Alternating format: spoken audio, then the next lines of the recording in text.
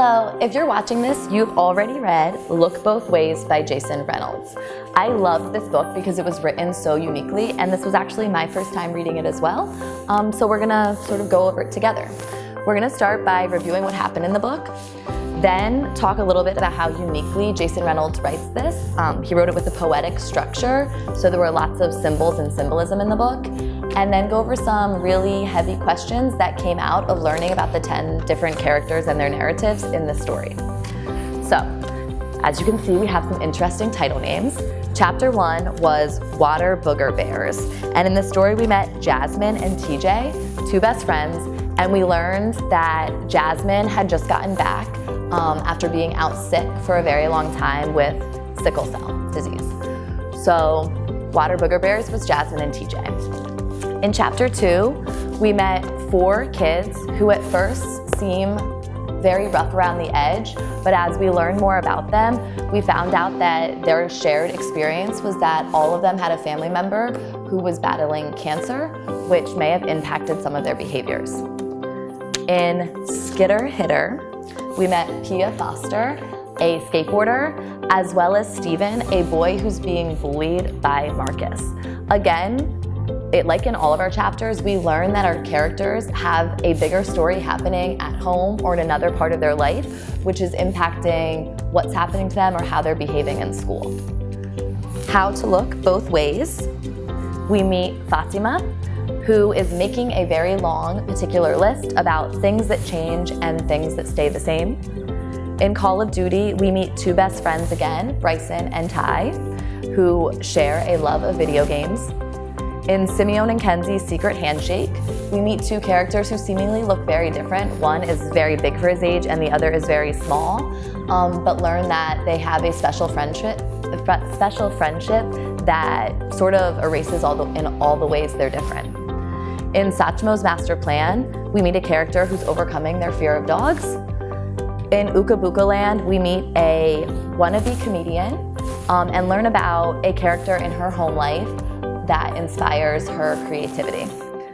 In Greasefire, we meet a group of friends who do a difficult thing in telling their one friend that he smells bad, and they try to help him handle that. And the last one, we meet a character called Canton and the Broom Dog, and learn how he uses an object to help him sort of deal with his anxiety that he has while he's at school. So, like I mentioned, we have several things that made this book really unique and stand out on its own.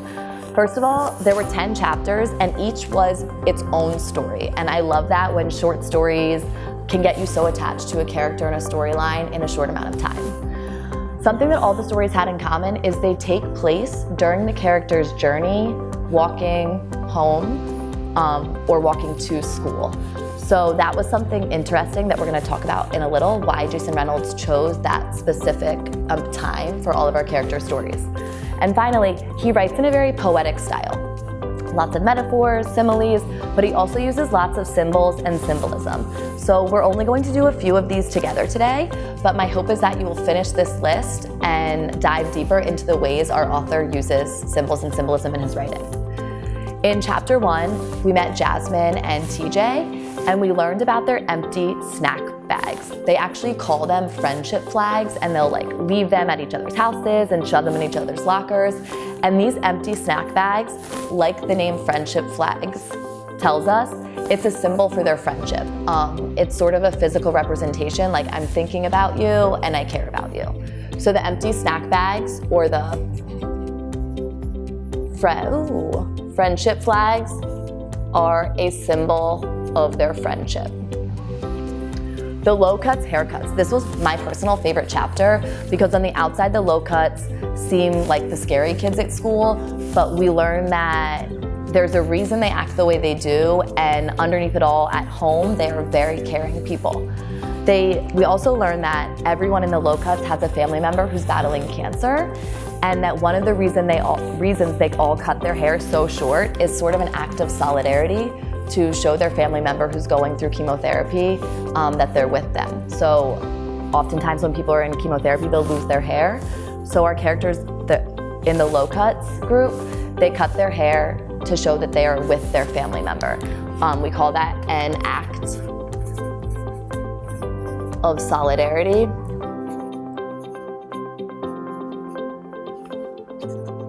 With their family member who has cancer. I'm going to skip to another one I liked. This is the last one we're going to do together, and then hopefully you can do some of these other ones on your own. It was Bryson's Open Door. So we met Bryson and Ty, two best friends, and Ty was feeling guilty because Bryson stuck up for Ty at school when he was being bullied, but then when Bryson was getting beat up after school, Ty wasn't there for him. So when Ty went to visit and apologize, Bryson opened the door, Ty apologized, and Bryson opened the door wider. So that was a symbol of Bryson letting Ty back into his life. So the open door was like letting him into the house, but also back into the friendship. So this was a symbol for letting Ty back into his life. I loved going through these myself because it's really interesting to think how much goes into an author's work, that it isn't just creating a story and putting words on the page, that he really had a deeper meaning for all of these things. So I hope you also enjoy sort of interpreting the different symbols that were in this book. All right, so throughout this book, several of our characters who lashed out or were rough around the edges are revealed to be facing difficulties, like big things at home. Did this information change how you personally, there's no right or wrong answer, viewed them as a character?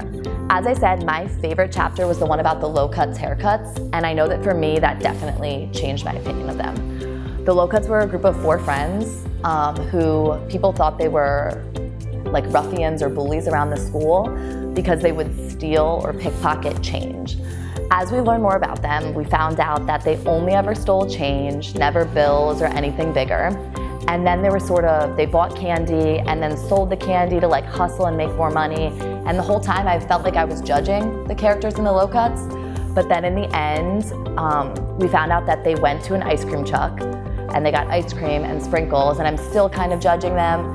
And then they brought the ice cream home to all of them gave their ice cream to the one character, Bit's mom, who was sick again and had fallen out of remission.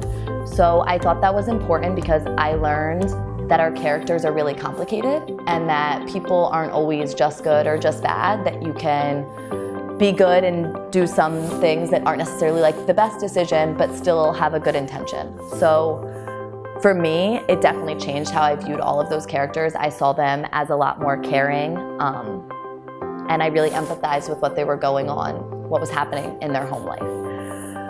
Some other characters, I'm not going to write all of that right now, but some other characters that I would love for you to think about on your own that also had different personas at school than maybe they did at home are Marcus.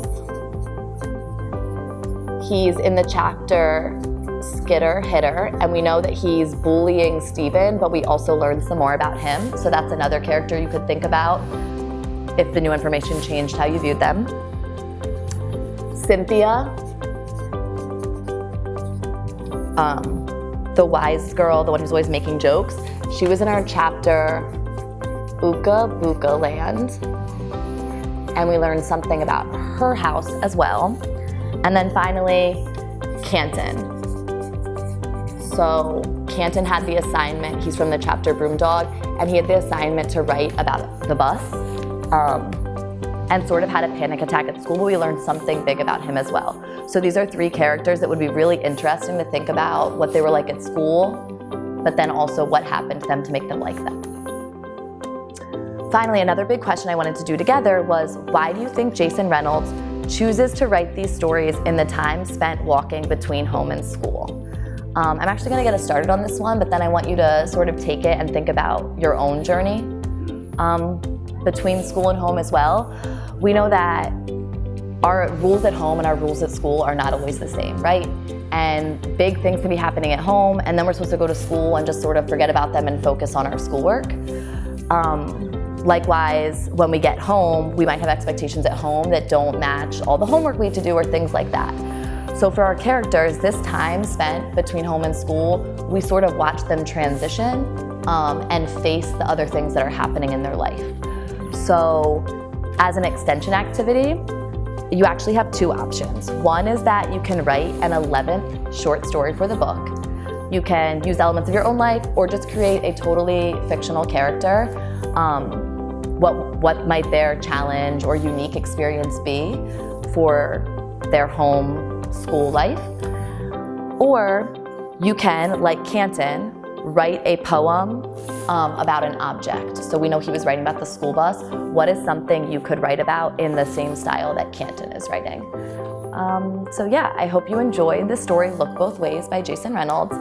If and when you do your extension activity, please take a picture and tag the Andrew L. Hicks Jr. Foundation on Facebook or Instagram so that we can see the awesome reflections and hard work you put into this book.